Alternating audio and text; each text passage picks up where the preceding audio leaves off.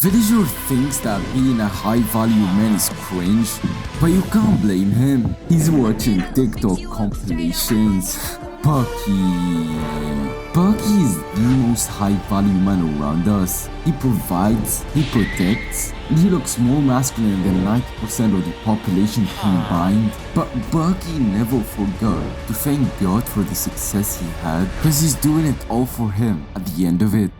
Let me ask you something. What a high-value male look like? If you watch Hamza's videos and First Man videos, you probably say that is someone who has a 10 out of 10 physique, a 10 out of 10 business who's getting him at least 20k per month of passive income, and a shit ton of knowledge from doing a podcast. But is that really a high-value man? Wouldn't he go drink and do drugs and do all those bullshit stuff? Wouldn't he go out and have casual sex with random women? Wouldn't he become egotistical and ignore poor people and others, and even his family, just because he achieved more success than they did? Wouldn't he get complacent after achieving all that success and go do those degenerate stuff that I talked about? I'm sorry to say it, but if your goal is to be one of those, you're not gonna be a high-value man. Cause we know that high-value man isn't someone who will stop delaying gratification and go do that degenerate bullshit.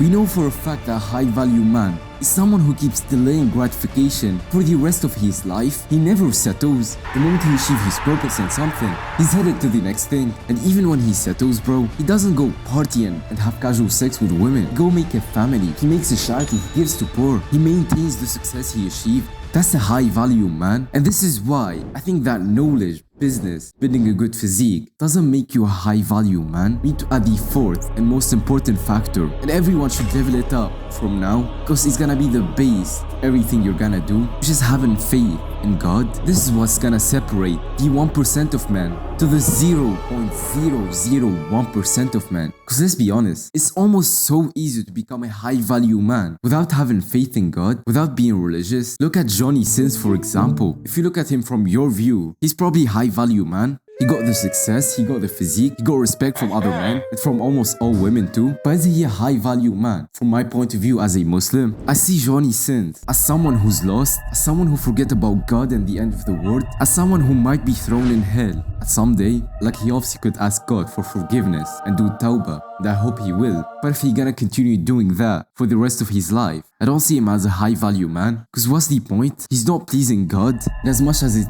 hurts me to say, he's gonna get thrown in hell. And of course he will. Having casual sex is one of the biggest sins that you could do. And imagine doing that 1,000 times, and imagine sharing it to millions of people, and I hope that God guide him to the right direction. That's all I can do for this degeneracy that's going on. Anyways, let's get back to our video, bro. It's somewhat easier to get the success you want if you don't have any faith in God. Because let's be honest, it's easier to get a following on TikTok by showing ass and twerking than by making self-improvement videos. It's always this sin stuff that is against religion and morals that gets more traction. Why do you think anime is successful? Because people like anime tits, and I know that for sure, because I was one of them. And same thing with music and rappers. It's harder to make a song blow up without talking about pussy. And not to mention that music could be a sin in Islam that's negligible to what's happening now. And it's easy to have a YouTube following for me posting some dogs videos or some bullshit. Now that sounds cool and childish and pure, but you're technically stealing. That's not your content. And if you make some money from it, I advise you to not spend any penny from it. And it's so hard to stick to religion values after getting to that success, right? It's so hard to not go out and have casual sex with random women that texting you on Instagram. And this is where the fourth factor comes into play to becoming a high-value man. Because a high-value man can't even think of becoming successful by doing some meaningless stuff that is ruining people's life. His stomach will hurt him if he just think of becoming successful from streaming Genshin Impact or some bullshit. He will only become successful by doing the things that please God. That's a high-value man. He's constantly doing things to please God. He never gets complacent, because the moment he makes a penny, he will go thank God for it. After he thank God, he's gonna head to the next direction, make even more progress, and thank God for it. A good example for a high-value man from my point of view is Khabib Nurmagomedov or something, who's basically the guy that got the MMA championship title. There'll probably be an MMA fan watching this video and he'll be saying, oh no, he's not the champion, he lost the title, bro. Shut up, I don't watch MMA, bro. I'm too big of a pussy to be watching MMA. This man worked hard to the success he had, but he didn't do some bullshit, meaningless, degenerate stuff. He did something meaningful and purposeful. Like, I'm not sure if being like the best fighter in the world is something that will please God or anything. But getting that title as a Muslim and for his country, it's probably like meaningful enough to please God, because making your country proud is like one of our values in Islam. And so Khabib, this guy, after he got to that success and beating Conor McGregor and got the champion's title, he didn't go out and drink, did he? He didn't have casual sex with random women, did he? Like, obviously only God can know. But did he post pictures of him in a bar smoking some expensive ass cigarettes that all millionaires are smoking and like flexing his money or some bullshit? Of course you don't see him doing that. Dude, go search for his pictures. You won't even see him with women, bro. And you could search for his background. He probably didn't have any relationship till now. And even if he has, he's not gonna be sharing it on Instagram and asking people for likes. He didn't forget God. Look at this picture. He's having holidays while doing Hajj.